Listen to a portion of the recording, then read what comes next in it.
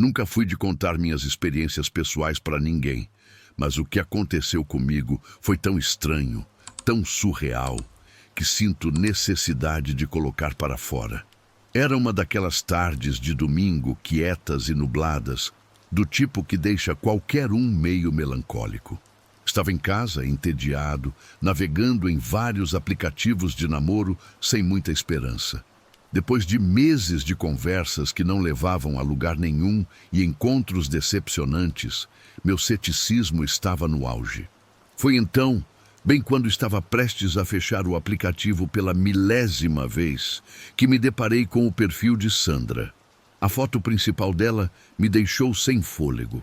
Mostrava uma mulher extremamente linda, uma morena esbelta com um sorriso radiante que parecia iluminar a tela inteira.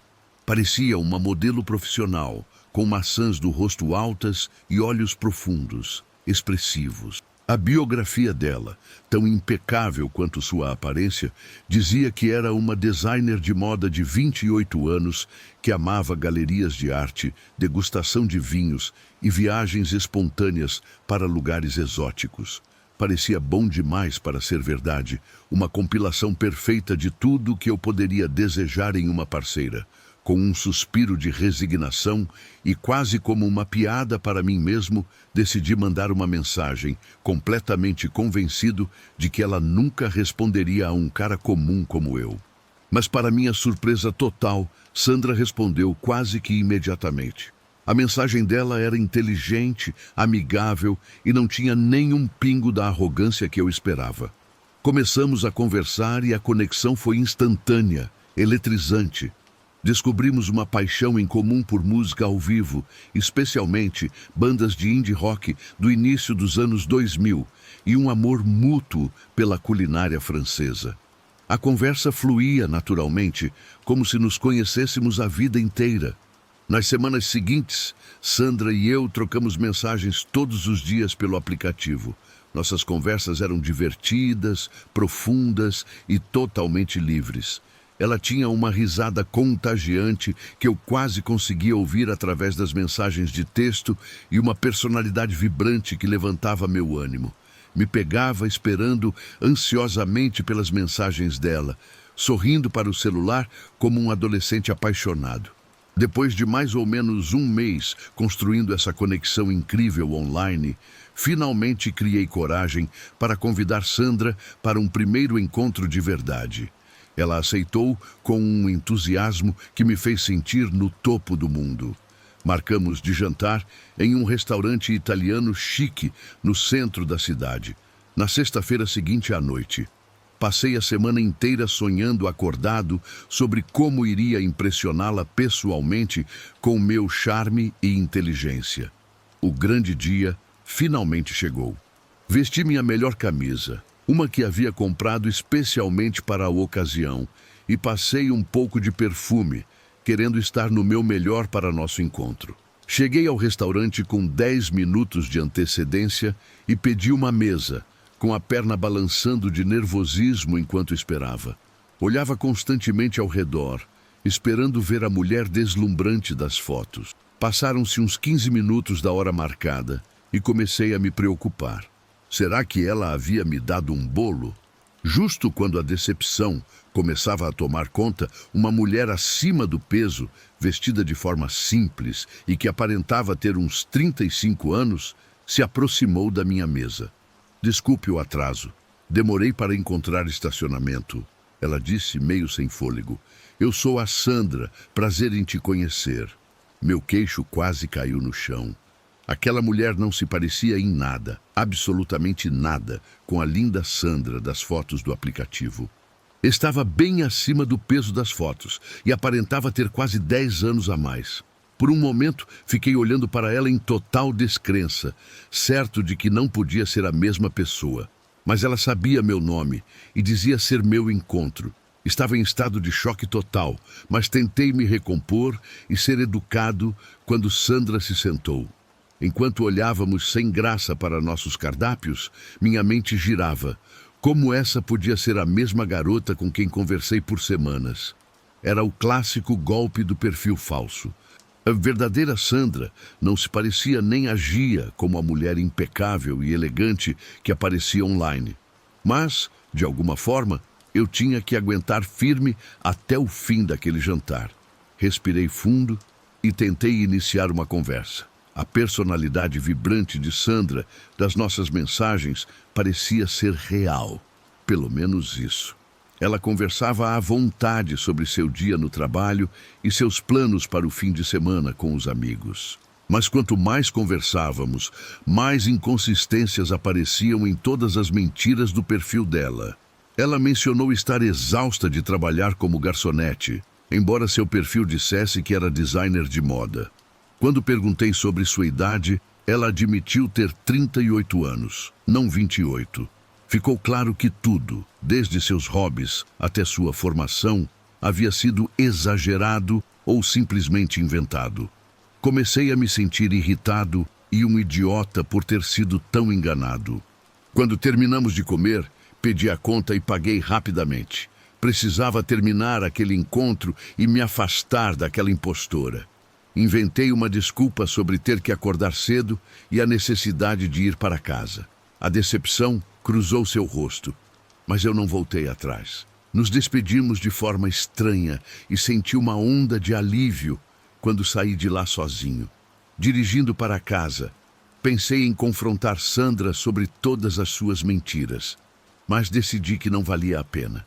Fiquei feliz por ter descoberto a desonestidade dela logo de cara, em vez de desenvolver sentimentos reais por sua personagem fictícia. Essa experiência bizarra me deixou desconfiado de namoro online. Dei um tempo dos aplicativos, me sentindo desiludido com a facilidade com que as pessoas podiam se apresentar de forma falsa. Mas depois de alguns meses, voltei com cautela para o mundo dos encontros online, armado com as lições que aprendi. Analisava cada perfil, observando qualquer sinal de alerta ou inconsistência. Antes de encontrar alguém pessoalmente, sempre fazia uma chamada de vídeo para confirmar que a pessoa realmente se parecia com as fotos. E passei a ir com mais calma, sem dar muita importância à química online, até conhecer a pessoa de verdade. Essa experiência me transformou completamente. Aprendi que a autenticidade vale muito mais que qualquer fantasia criada online. Hoje entendo que relacionamentos verdadeiros se constroem sobre bases sólidas de honestidade, não sobre ilusões fabricadas. Foi preciso passar por essa decepção para descobrir o valor de conexões genuínas, onde ambas as pessoas se mostram exatamente como são, sem máscaras ou mentiras. Às vezes, os maiores desapontamentos da vida acabam sendo os melhores professores, nos preparando para reconhecer e valorizar aquilo que realmente importa.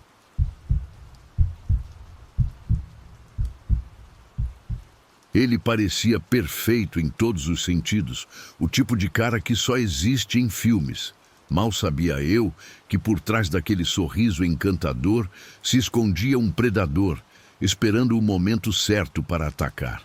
A julgar pelo perfil de Pedro, você pensaria que ele era o namorado perfeito, perfeito demais para ser verdade, criado especialmente para mim.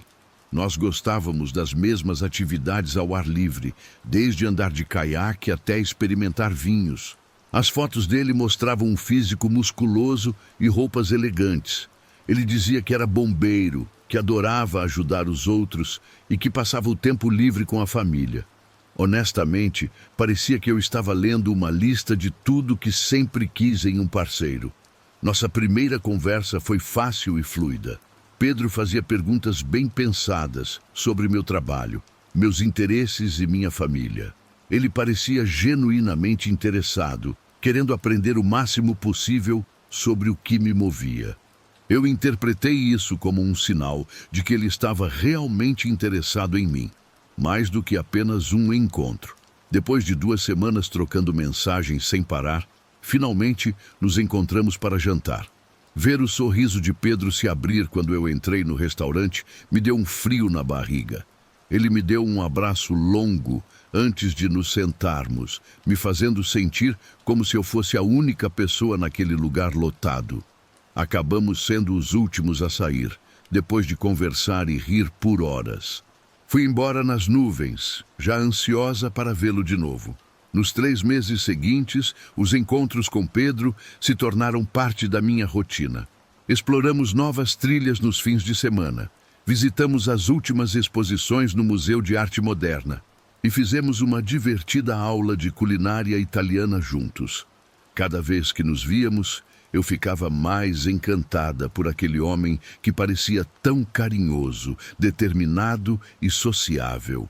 Em pouco tempo, eu já estava completamente apaixonada por Pedro. Então, em uma noite, algumas semanas depois, quando ele voltou para minha casa depois de um jantar romântico, pareceu certo levar nosso relacionamento para um novo nível de intimidade. Só mais tarde, eu percebi que tinha aberto a porta e dado as boas-vindas a um golpista dissimulado em minha casa e em meu coração. A primeira rachadura na fachada de Pedro apareceu mais ou menos uma semana depois daquela noite. Notei uma cobrança desconhecida na fatura do meu cartão de crédito de uma loja de eletrônicos do outro lado do estado. O valor era de mais de $1.000 em fones de ouvido de alta qualidade e equipamento de videogame. Eu sabia que não tinha feito essa compra, então liguei imediatamente para o banco do cartão de crédito para contestar. Eles cancelaram meu cartão rapidamente para evitar futuras compras fraudulentas. Aquela primeira rachadura logo se transformou em uma teia de aranha de rombos nas minhas finanças. Nos dias seguintes, minha conta corrente começou a mostrar saques enormes através de transferências online para cidades que eu nunca tinha visitado. $500 em uma cidade, 300 em outra, tudo no intervalo de poucas horas. Meu cartão de débito tinha sido usado para comprar joias caras, sapatos e bolsas de grife que eu certamente nunca iria querer ou precisar. Havia cobranças em hotéis e restaurantes de luxo que não batiam com nenhuma viagem que eu tivesse feito. Toda vez eu tinha que ligar para o banco e reorganizar as contas para evitar mais danos. Eu senti meu coração afundar cada vez mais à medida que a dimensão da traição de Pedro ficava clara. Esse homem, para quem eu me abri e em quem confiei, tinha roubado de forma calculada minhas informações pessoais e saído para fazer compras sem pensar em como isso me afetaria. Comecei a me dar conta de que ele nunca tinha se importado comigo de verdade. Eu era apenas um meio para atingir os fins da ganância dele. O parceiro charmoso e atencioso que eu pensei ter encontrado era uma farsa completa, apenas uma maneira de acessar meu dinheiro. A cada cobrança fraudulenta e mudança de conta, eu ficava mais determinada a cortar todos os laços e me proteger dessa pessoa enganadora e manipuladora. Embora doesse aceitar que nosso relacionamento foi construído sobre mentiras, eu sabia que precisava agir. A rede de mentiras de Pedro tinha sido exposta e eu me recusava a ficar mais tempo presa nela. Finalmente, encarei a verdade óbvia. Pedro havia roubado os números das minhas contas e outras informações pessoais enquanto esteve sozinho na minha casa, depois da nossa noite juntos. Ele se aproveitou da minha vulnerabilidade e da minha confiança. Senti tanto nojo dele e de mim mesma por não ter percebido a encenação dele antes. Quando tentei ligar para Pedro para pedir uma explicação, minhas mensagens não foram respondidas e meu número foi bloqueado. Ele conseguiu o que queria de mim e desapareceu da minha vida tão rápido quanto entrou. Fiquei completamente isolada, confusa e trabalhando desesperadamente com os bancos e a polícia para desfazer o desastre financeiro. Depois de muitas horas dolorosas no telefone com os departamentos de fraude, felizmente consegui que a maioria das cobranças não autorizadas fosse removida. Mas ainda perdi centenas de dólares que não pude recuperar, além das cicatrizes emocionais de ter sido manipulada de forma tão cruel por alguém com quem eu me importava profundamente. Essa experiência traumática me ensinou lições importantes sobre como proteger tanto minhas finanças quanto meu coração ao conhecer alguém online. Embora encontrar um relacionamento sério ainda seja um objetivo, agora eu sigo com muito mais cautela. Conhecer alguém de verdade leva tempo e paciência. Até que eu tenha certeza absoluta da confiabilidade de alguém, mantenho todas as informações pessoais fora de alcance. Hoje entendo que Pedro representou mais do que uma simples desilusão amorosa. Ele foi um lembrete cruel de que nem sempre as pessoas são quem parecem ser. Mas me recuso a permitir que sua traição me impeça de acreditar que existem pessoas genuínas por aí. Quando chegar a hora certa, quando eu encontrar alguém verdadeiro, estarei pronta para me entregar novamente. Porém, dessa vez, com a sabedoria dolorosa que só a experiência pode ensinar. Se minha história puder alertar uma única pessoa sobre os perigos de confiar muito rapidamente, então todo esse sofrimento terá valido a pena.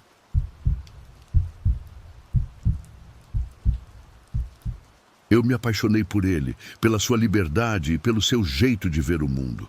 O problema é que, para fazer parte do mundo dele, eu precisei deixar de ser eu mesma.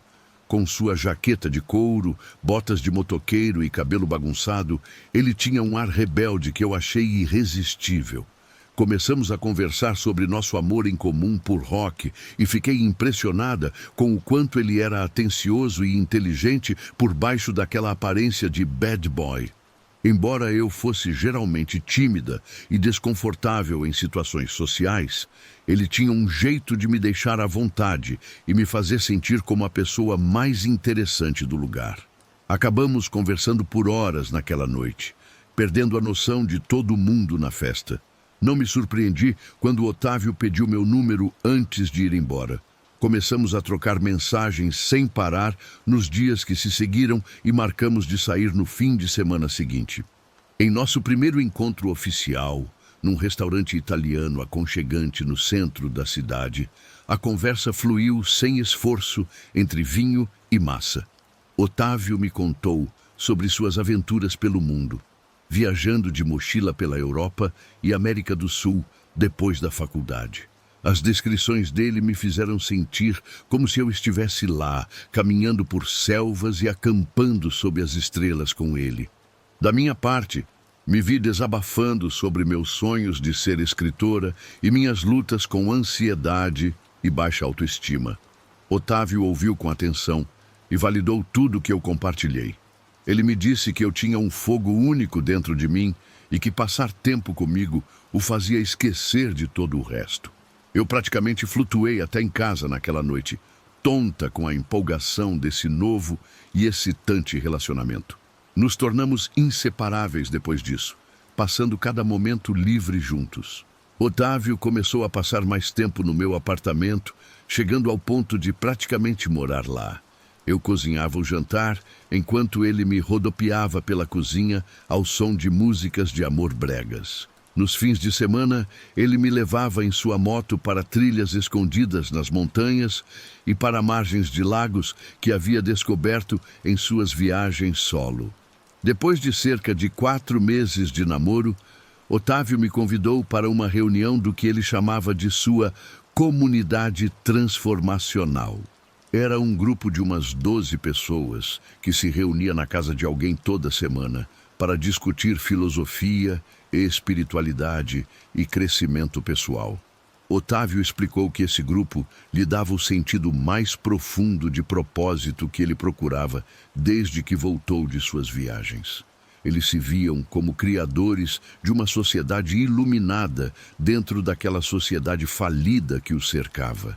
Fiquei intrigada quando entramos na sala de estar aconchegante e com pouca luz, cheia de sorrisos ansiosos e apertos de mão. Todos ali tinham um ar de calma e confiança que eu admirei. O líder, um homem magro e barbudo chamado Luca, conduziu discussões sobre abandonar o ego, transcender o sofrimento e sobre o próximo estágio da evolução espiritual da humanidade. Otávio participava com entusiasmo, e eu, Ocasionalmente dava minha opinião. No final, senti que Luca e os outros valorizaram minhas perspectivas. Eles me convidaram para ir ao próximo retiro deles, nas montanhas.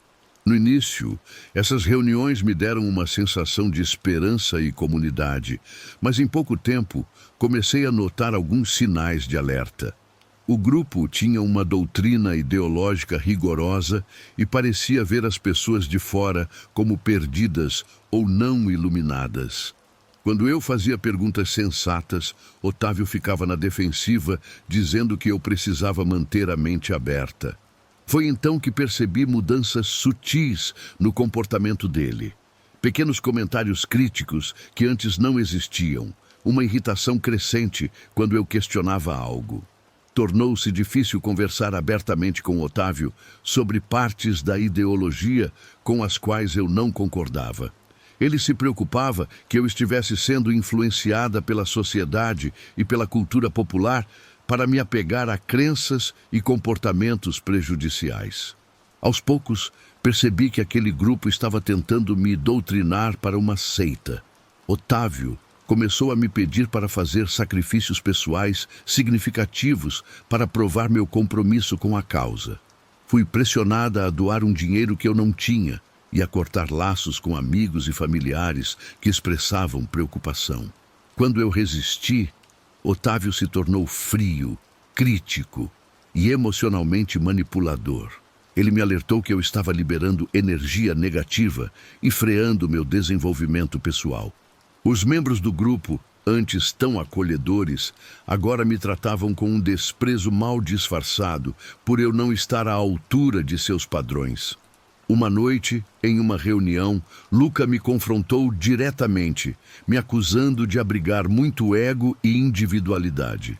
Ele disse que eles podiam sentir que eu estava resistindo à necessária rendição do eu, que me permitiria evoluir.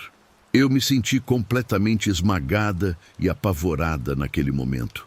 Comecei a chorar e disse que precisava de um tempo sozinha para pensar. Mas quando tentei sair, Otávio agarrou meu pulso com força e me disse para não desperdiçar aquela oportunidade. Naquele momento, eu soube que estava presa em uma organização perigosa e de autocontrole, e que Otávio não se importava de verdade comigo. Durante as semanas agonizantes que se seguiram, elaborei um plano para sair do grupo em segurança. Parei de ir às reuniões e eventos. Quando Otávio ou outros membros apareciam sem avisar na minha casa para me pressionar a voltar, eu me recusava a discutir. Bloqueei dezenas de ligações e mensagens que me ameaçavam com um castigo divino se eu saísse, sabendo que o grupo provavelmente estava me vigiando. Fiquei em segredo na casa de um amigo de confiança para evitar o assédio. Com a ajuda de terapeutas, trabalhei para me desprogramar da doutrinação. Derramei muitas lágrimas por perder a comunidade que eu pensei que daria sentido à minha vida. Compartilhar minha história me ajuda a lembrar como encontrei a coragem para reconquistar minha independência e identidade. Ainda tenho problemas de confiança e ansiedade social por causa daquela experiência, mas estou me curando ao me reconectar com velhos amigos, desenvolver meus talentos novamente e me manifestar contra grupos manipuladores que se aproveitam de pessoas em busca de um propósito. O que aconteceu me ensinou a não idealizar ninguém rápido demais e a não me perder tentando me encaixar nas crenças limitadas de um grupo. Eu ainda estou em busca de pertencimento e significado, mas me mantendo fiel à minha própria bússola interna. A experiência com Otávio me deixou uma lição amarga, mas valiosa. Sempre confie na sua intuição. Desconfie de quem oferece respostas fáceis para a vida, porque minha história serve de alerta para que ninguém mais ignore os sinais vermelhos e entregue sua liberdade em troca de uma falsa promessa de aceitação e propósito.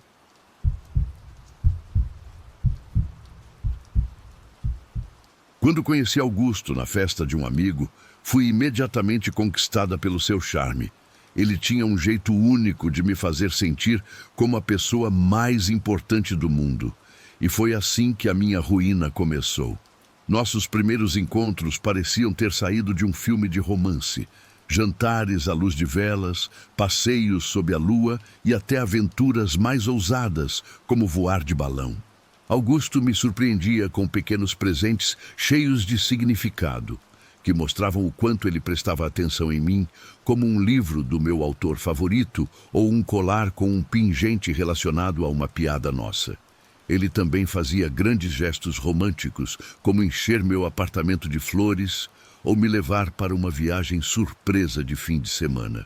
Eu estava completamente apaixonada por aquele homem atencioso e intenso que parecia me adorar. Por volta dos 8 meses de relacionamento, o comportamento de Augusto começou a mudar. No início, eram coisas sutis que eu tentei ignorar. Se eu queria ver meus amigos, ele ficava emburrado, reclamando que nunca passávamos um tempo sozinhos, só nós dois. Quando eu vestia uma roupa nova ou mudava o cabelo, ele fazia comentários estranhos como: "Eu preferia seu estilo de antes, mas se você gosta, acho que é o que importa." Se eu tinha uma opinião diferente da dele sobre alguma coisa, ele dizia que eu estava exagerando ou sendo muito emotiva. Aos poucos, as críticas de Augusto foram ficando mais abertas e frequentes. Ele começou a tentar ativamente me isolar da minha família e dos meus amigos. Toda vez que eu queria passar um tempo com a minha irmã ou sair com o pessoal do trabalho depois do expediente, Augusto fechava a cara e me dizia que eles eram uma má influência. Ele disse que minha irmã era tóxica e tinha inveja do nosso relacionamento, e que meus colegas de trabalho só queriam me embebedar para se aproveitarem de mim. Se eu discordava, Augusto ficava frio e distante. Ele me dava um tratamento de silêncio por dias, até eu pedir desculpas e concordar em não ver mais eles. Se eu saía sem ele ou não avisava onde eu estava, Augusto arrumava briga e me acusava de estar traindo. O tom de voz dele comigo se tornou debochado e cruel. Muito diferente do cara doce que costumava me olhar com adoração e dizer que eu era o mundo inteiro para ele. Eu me via o tempo todo confusa, questionando a minha própria realidade. Augusto negava com toda a força que tinha dito ou feito coisas que eu lembrava claramente de terem acontecido dias ou até horas antes. Se eu insistia, ele inventava mentiras elaboradas para justificar um comportamento suspeito e depois me acusava de ser paranoica e irracional se eu não acreditasse nele. Durante as discussões, ele distorcia o que eu falava, colocava palavras na minha boca e me jogava acusações absurdas, até que eu desabava em lágrimas, sem nem saber mais por que estávamos brigando ou o que era real. Eu colocava a culpa em mim. Talvez eu fosse sensível demais, instável demais. Eu só precisava me esforçar mais para ser a namorada perfeita que Augusto merecia. Eu parei de confiar nas minhas próprias percepções e memórias e, em vez disso, passei a confiar em Augusto para definir a realidade por mim. Numa tentativa de evitar o temperamento dele, eu me afastei da minha família e dos meus amigos. Todo o meu tempo e energia eram dedicados a cuidar de Augusto e a antecipar o que ele precisava, mas nunca era o suficiente. Qualquer coisa que ele interpretasse como erro me fazia explodir de raiva. Ele vinha para cima de mim, me empurrava contra as paredes e me xingava com nomes que nenhuma mulher deveria ouvir. Depois, ele caía no choro e prometia que não era por mal, que ele só tinha muito medo de me perder porque me amava demais. Eu perdoei ele de novo, e de novo, e de novo, mesmo com uma vozinha dentro de mim gritando que aquilo não era amor. Na noite em que fui ao casamento da minha melhor amiga, mesmo com as ordens de Augusto para eu não ir, algo dentro de mim se quebrou. Vendo todos aqueles casais felizes, rindo e dançando, eu me dei conta do quanto de mim eu tinha perdido nesse relacionamento.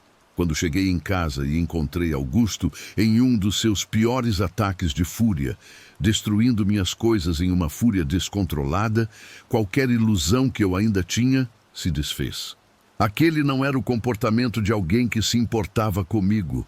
Isso era abuso, puro e simples. No dia seguinte, eu juntei minhas coisas mais importantes e dirigi até a casa da minha irmã.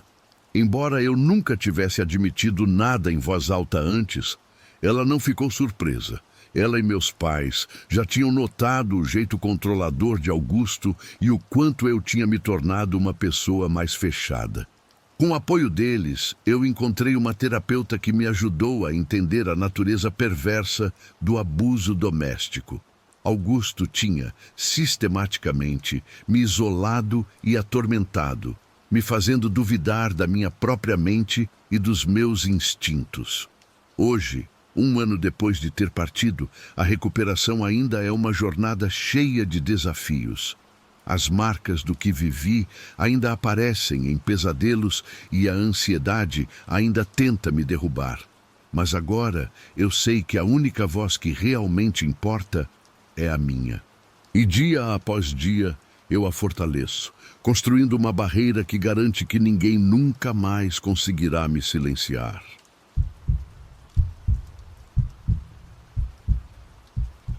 A gente se apaixona por uma versão de alguém, uma imagem que criamos na nossa cabeça.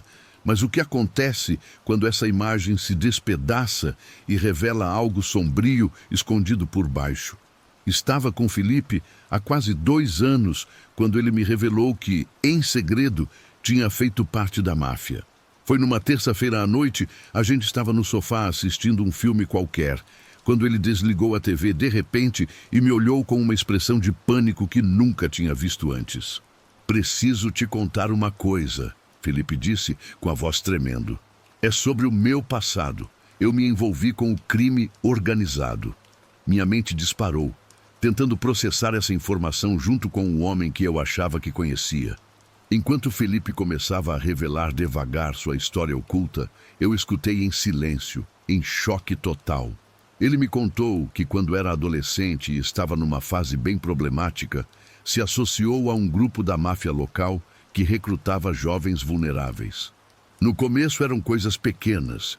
Felipe só passava mensagens e informações, mas acabou sendo puxado cada vez mais fundo nas operações clandestinas deles. Ansioso para ganhar status e poder, Felipe começou a cobrar dívidas e fazer o trabalho sujo de intimidação para os mafiosos. "As coisas que eu fiz naquela época ainda me assombram", ele me disse. Mas era a única forma de sobreviver, mergulhado no controle brutal deles.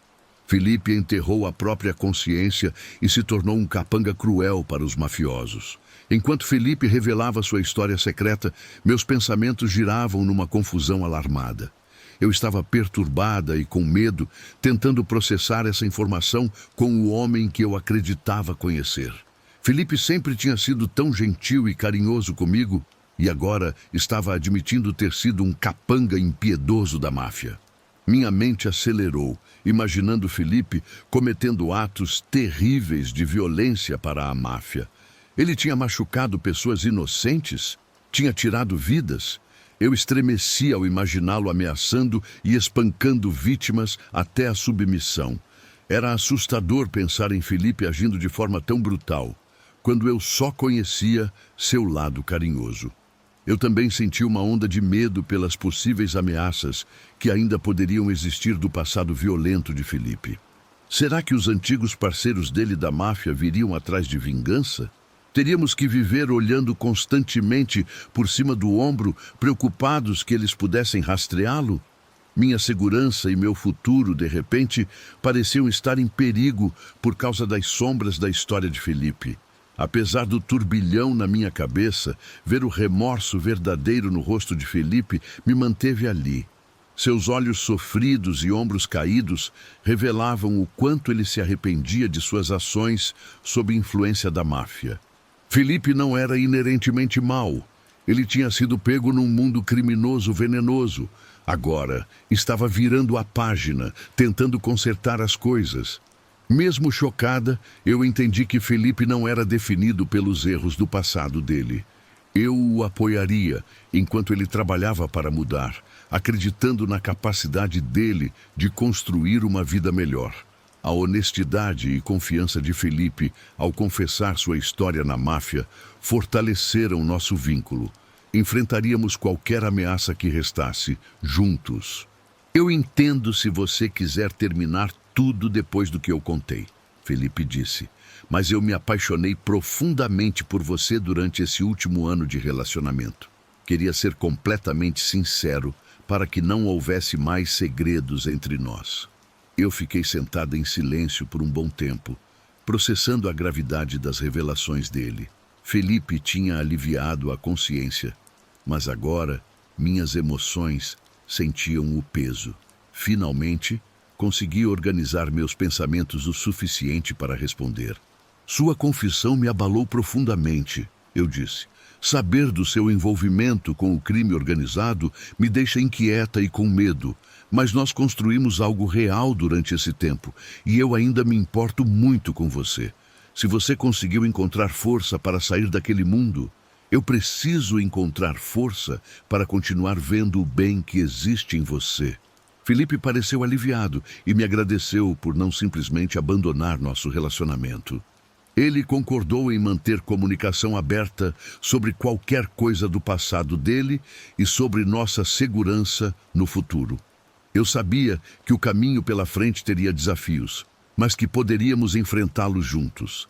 Felipe continuava sendo o homem carinhoso por quem me apaixonei, independentemente da vida anterior dele.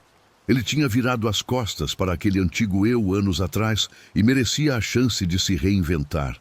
Lidar com as revelações sobre a história de Felipe na máfia foi um processo contínuo, com altos e baixos. Tivemos algumas discussões dolorosas, mas muito necessárias, sobre o que Felipe viveu e fez durante aqueles anos no mundo do crime.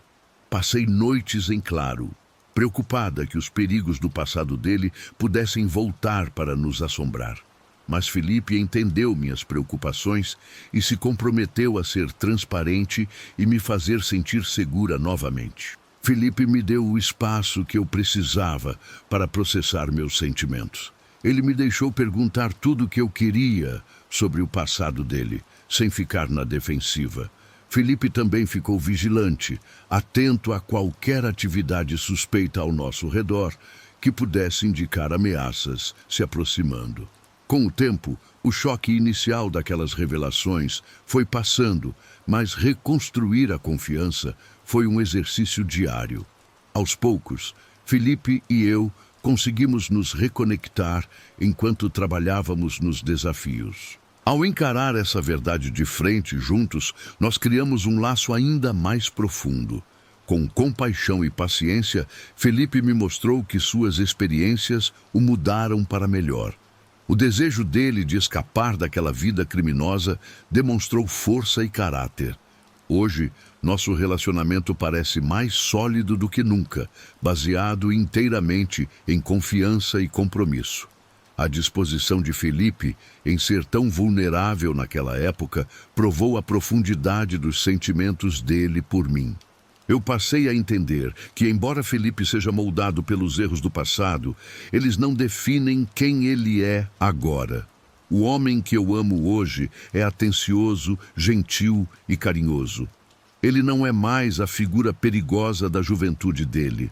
O processo de cura e reconciliação levou tempo. Mas Felipe e eu somos mais fortes por termos superado essa tempestade juntos. A coragem que Felipe teve para abandonar aquela vida perigosa foi a mesma que eu precisei ter para não abandonar o homem que amava. Não se apaga um passado como aquele, mas aprendemos a viver com ele. Hoje, caminhamos de mãos dadas, não porque esquecemos da escuridão, mas porque descobrimos que nossa luz, juntos, é muito mais forte do que qualquer sombra do passado.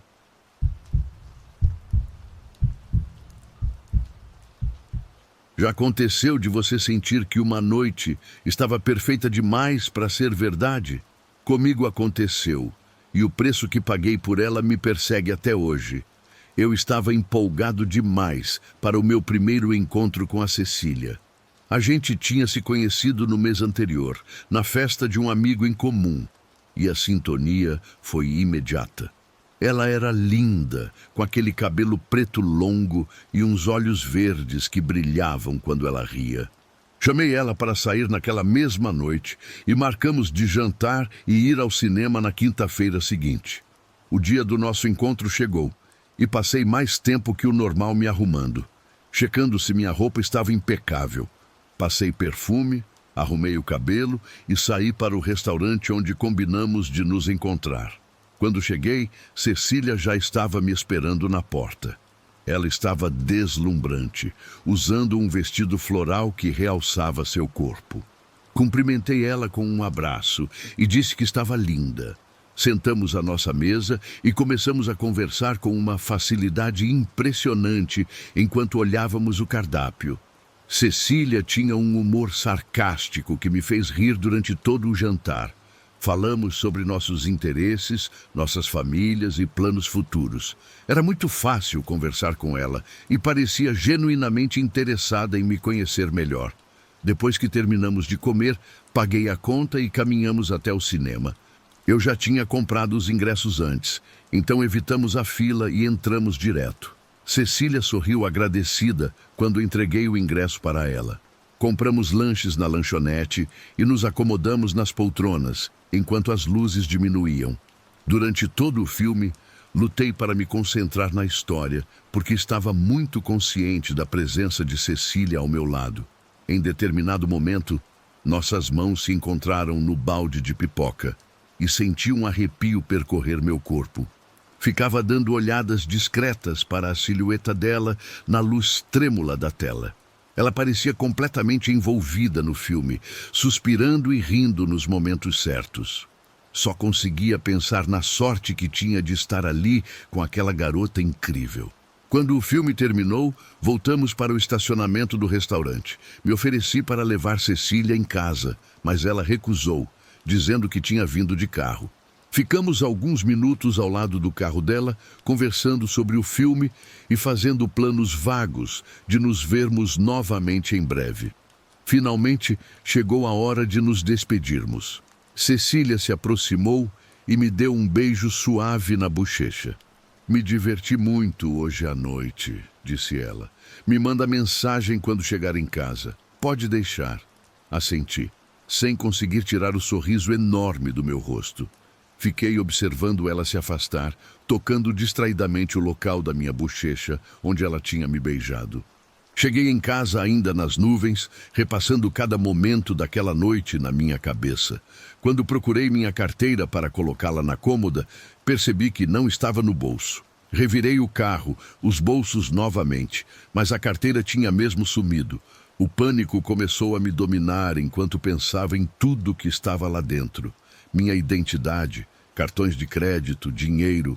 Mas não era apenas isso. Aquela carteira tinha fotos importantes, documentos que levariam semanas para repor. E pior, continha informações pessoais que poderiam ser usadas contra mim. Como pude ser tão descuidado? O que tinha sido uma noite perfeita se transformou num pesadelo de vulnerabilidade e exposição. A sensação de violação era avassaladora, como se tivessem invadido minha vida privada. Meu coração disparou, a respiração ficou curta, e antes que pudesse me controlar, meus joelhos cederam e desabei no chão. A última coisa que me lembro é de uma sensação de pânico absoluto me consumindo antes de tudo escurecer. Quando finalmente recuperei a consciência, estava num quarto de hospital bem iluminado, conectado a máquinas que apitavam ao meu redor. Uma enfermeira percebeu que minhas pálpebras estavam se movendo e veio até minha cama. Com um tom calmo, ela explicou que fui levado para a emergência naquela mesma madrugada, depois de desmaiar em casa. Os médicos fizeram alguns exames e não encontraram nada errado. Então atribuíram o desmaio ao estresse e desidratação. Assenti meio zonzo, olhando ao redor daquele ambiente estranho. Algumas memórias confusas começaram a voltar. Me arrumando para o encontro com Cecília, nossa noite divertida, a despedida, e então a lembrança me atingiu novamente. Minha carteira tinha sido roubada, o que me fez desmaiar e parar ali. A enfermeira deu um tapinha reconfortante na minha mão explicando que o hospital já tinha encontrado minhas informações de emergência e ligado para meu irmão vir me buscar. Me recostei no travesseiro, me sentindo arrasado e derrotado. Meu primeiro encontro perfeito agora estava manchado por essa violação da minha privacidade e confiança. Não conseguia acreditar que alguém pudesse fazer algo tão cruel. Nos dias que se seguiram, tive que cancelar todos os meus cartões e ir ao órgão de trânsito tirar nova habilitação. O processo foi uma dor de cabeça, mas a parte mais difícil foi contar para Cecília o que aconteceu. Ela se sentiu péssima, se culpando por ter deixado aquilo acontecer durante nosso encontro. Tentei convencê-la de que não era culpa dela, mas acho que ela ainda se sentia responsável. Nos vimos mais algumas vezes depois disso, mas a leveza do nosso primeiro encontro tinha desaparecido. O incidente da carteira lançou uma sombra sobre o que tinha sido uma noite maravilhosa. Algumas semanas depois, Cecília e eu nos distanciamos naturalmente. A última coisa que soube é que ela estava saindo com outra pessoa. Até hoje tento seguir em frente, mas a verdade é que aquela noite nunca saiu completamente da minha memória. Perder a carteira foi apenas o começo. O que realmente me roubaram foi a ingenuidade, a crença de que uma noite perfeita não poderia terminar de forma tão amarga. Essa é uma lição que, infelizmente, nunca consegui esquecer.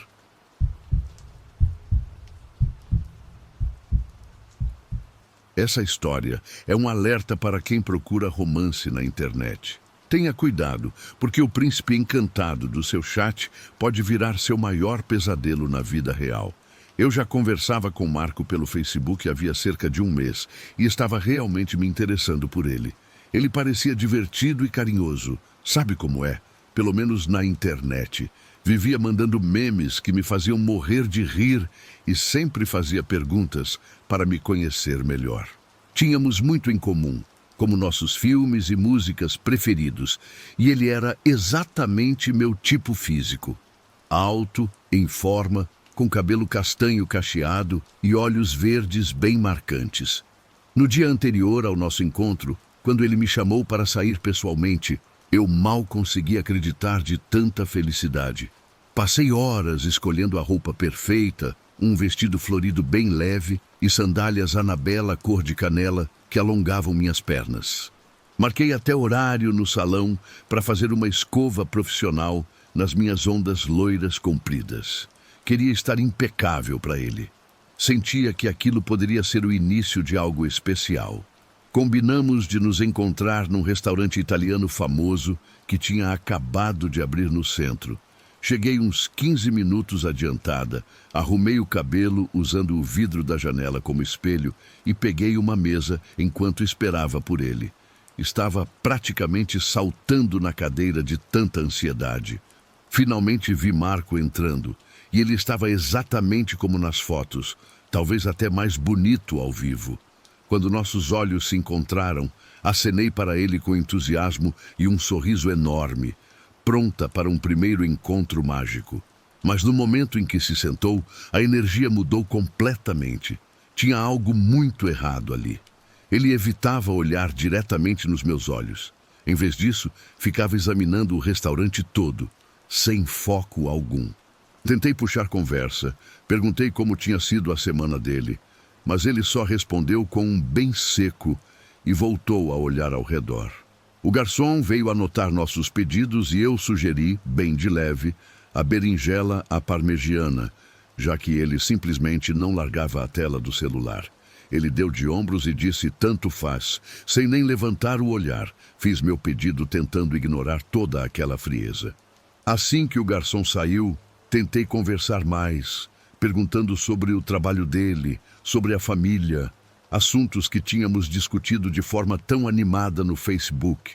Mas ele respondia com palavras soltas, nada parecido com nossas conversas anteriores. Parecia completamente distraído e desinteressado. Comecei a me perguntar se tinha criado uma imagem completamente errada dele por causa das nossas conversas online. Aquele não era o cara animado e envolvente com quem eu pensei que estaria jantando. Quanto mais eu tentava fazer perguntas para conhecê-lo melhor, mais fechado e entediado ele ficava. Nossa comida chegou, então esperava que uma boa refeição juntos pudesse aliviar aquela tensão desconfortável. Mas novamente o silêncio tomou conta da mesa, enquanto Marco rolava o feed no celular sem fazer o menor esforço para me olhar. Eu fiquei ali, mexendo na comida sem vontade de comer. A ficha de que aquele encontro estava desmoronando começou a cair, e foi terrível. Quebrei a cabeça tentando pensar em alguma forma de reverter a situação. Talvez se eu mencionasse aquele filme novo da Marvel que nós dois estávamos animados para ver, ou perguntasse sobre os shows que ele planejava ir neste verão. Mas no fundo eu sabia que nada conseguiria atravessar o muro de pedra que agora existia entre nós. Depois que terminamos de comer, Marco rapidamente pediu a conta e disse que precisava ir embora. Nenhuma menção de nos vermos novamente ou de tentar continuar o encontro em outro lugar. Fiquei ao mesmo tempo decepcionada e aliviada por aquela noite desastrosa estar quase no fim. Trocamos um tchau estranho na porta do restaurante. Quando vi Marco indo embora pela rua, me senti completamente confusa. Como o cara do Facebook podia ser tão carinhoso e interessado em mim, enquanto o homem que acabara de sentar na minha frente agia como se não se importasse nem um pouco com minha existência? Foi um choque de realidade brutal. Pensando bem agora, eu não devia ter criado tanta expectativa. As pessoas nem sempre mostram quem realmente são nas redes sociais. Percebo que um simples café teria sido um primeiro encontro mais sensato para testar a química na vida real. Mas as conversas animadas e as fotos bonitas me convenceram de que Marco era alguém especial. Dirigindo para casa, repassei todas as nossas interações na cabeça, me perguntando se tinha dito ou feito algo errado. Mas no fundo, eu sabia que a grosseria e a falta de interesse dele era um problema dele, não meu. E, sinceramente, eu estava linda naquele encontro. No fim das contas, foi uma lição valiosa. Levar as personalidades das redes sociais com mais cautela. Prestar atenção nas energias e interações do mundo real. Seguir meu instinto se algo parecer estranho. Não perder tempo com pessoas que não retribuem interesse e esforço. Apesar da decepção, essa experiência não diminuiu minha vontade de continuar tentando. Claro que o encontro com Marco foi um desastre, mas nem todo cara seria assim. Eu sabia que ainda havia um parceiro legal e carinhoso me esperando em algum lugar por aí. Aquilo foi apenas um obstáculo na minha busca pelo amor verdadeiro. Da próxima vez, vou confiar mais na minha intuição se as primeiras impressões parecerem estranhas e terei coragem suficiente para me retirar educadamente da situação. Não vale a pena insistir em algo que já nasce condenado ao fracasso. Aquela noite foi realmente um desastre completo, mas me ensinou algo que vale mais que qualquer encontro perfeito. Por trás da tela, as pessoas podem ser completamente diferentes. E às vezes, o maior perigo não vem de um monstro assombrador, mas do frio vazio nos olhos de alguém que deveria estar genuinamente presente com você.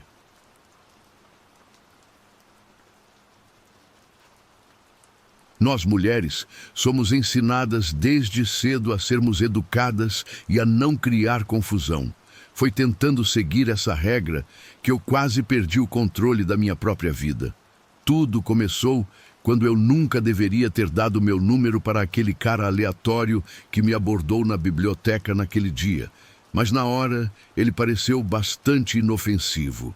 Eu estava de pé na sessão de ficção, numa tarde chuvosa de terça-feira, procurando alguns livros para levar. Do nada, esse rapaz de estatura mediana e cabelo escuro, que parecia ter a minha idade, se aproximou com um oi amigável e começou a puxar assunto. Trocamos nomes. O dele era Joaquim e ele me perguntou que tipo de livros eu gostava. A conversa fiada foi um pouco sem graça, mas ele era bonitinho de um jeito meio intelectual. Então, quando finalmente pediu meu número, não vi motivo para não dar. Como eu fui ingênua. Trocamos mensagens de vez em quando nos dias seguintes. Ele parecia normal no começo, me perguntando sobre meu trabalho, meus hobbies e falando um pouco sobre si mesmo. Ele disse que trabalhava com TI e gostava de filmes de ação e de ir a jogos esportivos, coisas bem típicas de um cara. Por fim, ele sugeriu que a gente se encontrasse para jantar e ver um filme no sábado seguinte à noite. Eu não estava com muito interesse romântico, mas pensei que não custava nada dar uma chance, principalmente porque sou educada demais para simplesmente recusar. As mensagens foram agradáveis o suficiente para me fazer pensar que talvez a gente se desse bem pessoalmente. De novo, fui confiante demais. Naquela noite de sábado, Joaquim me buscou num sedã comum e nos levou a um restaurante decente no centro da cidade. A conversa fluiu bem entre o macarrão e o vinho, mas não rolou uma conexão de verdade, além das gentilezas superficiais. Rapidamente percebi que não tínhamos muito em comum, enquanto ele divagava sobre vários assuntos de tecnologia dos quais eu não sabia absolutamente nada. Eu sorria e balançava a cabeça, tentando manter a mente aberta, mas no fundo eu sabia que aquele seria nosso primeiro e único encontro. Depois do jantar, vimos um filme de ação que ele curtiu muito mais do que eu. Não sou muito fã de filmes no geral, e explosões e perseguições de carro não me atraem. Mas eu aguentei firme, e ele pareceu gostar. Pelo menos quando me deixou em casa depois, ele disse, muito sério, que tinha adorado a noite e que mal podia esperar para me ver de novo. Por dentro, eu me encolhi, sabendo que teria que decepcioná-lo com delicadeza. Eu disse algo como, a noite foi bem agradável, mas eu realmente não acho que a gente combine. Mesmo assim, foi um prazer te conhecer. Eu esperava que aquilo fosse o fim de tudo, como eu estava enganada. A noite bem agradável deve ter significado outra coisa para ele, porque a enxurrada de mensagens de texto começou quase que imediatamente. No dia seguinte, uma avalanche de "me dê mais uma chance" e "eu sei que poderíamos fazer isso dar certo se tentássemos de novo" encheu meu celular a toda hora.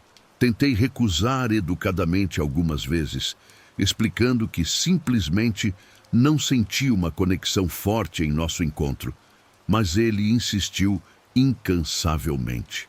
Com o tempo, comecei a me sentir desconfortável com a insistência com que aquele quase estranho estava me procurando. Comecei a vê-lo em lugares pela cidade. Uma vez no supermercado, num domingo. Outra vez passando por mim enquanto eu tomava um café antes do trabalho. Não sei se ele estava me seguindo de propósito ou se tudo era só coincidência. Mas vê-lo aleatoriamente daquele jeito me deixou nervosa. Parei de responder completamente, esperando que ele se tocasse, mas as mensagens continuavam chegando, sem parar e indesejadas. Depois de 2 semanas ignorando as mensagens sem nenhuma mudança, eu finalmente bloqueei o número dele de vez. Eu esperava que isso colocasse um ponto final, mas o destino não seria tão gentil. Naquele fim de semana, quando entrei na biblioteca, meu aparente único espaço seguro desde que o conheci, ali estava ele, entre as prateleiras de livros. Tentei sair discretamente antes que me visse, mas ele já tinha me notado. Ele veio apressado na minha direção com um indignado. "Por que você me bloqueou?" Respirando fundo, me forcei a ser direta pela primeira vez. "Não estou interessada em ser perseguida por você. Isso é inapropriado. E tem que parar." Bom, essa foi a pior coisa que eu poderia ter dito a um cara tão insistente. Ele ficou furioso, dizendo que eu o tinha iludido e que lhe devia um segundo encontro. Felizmente, uma bibliotecária ouviu a confusão e interveio. Ela ameaçou chamar a polícia se ele não fosse embora em paz. Ele foi embora a contragosto, soltando alguns xingamentos, enquanto eu fiquei ali, tremendo. Eu me recusei a envolver as autoridades, estupidamente preocupada em não querer causar uma cena. Essa moleza de coração quase foi a minha ruína.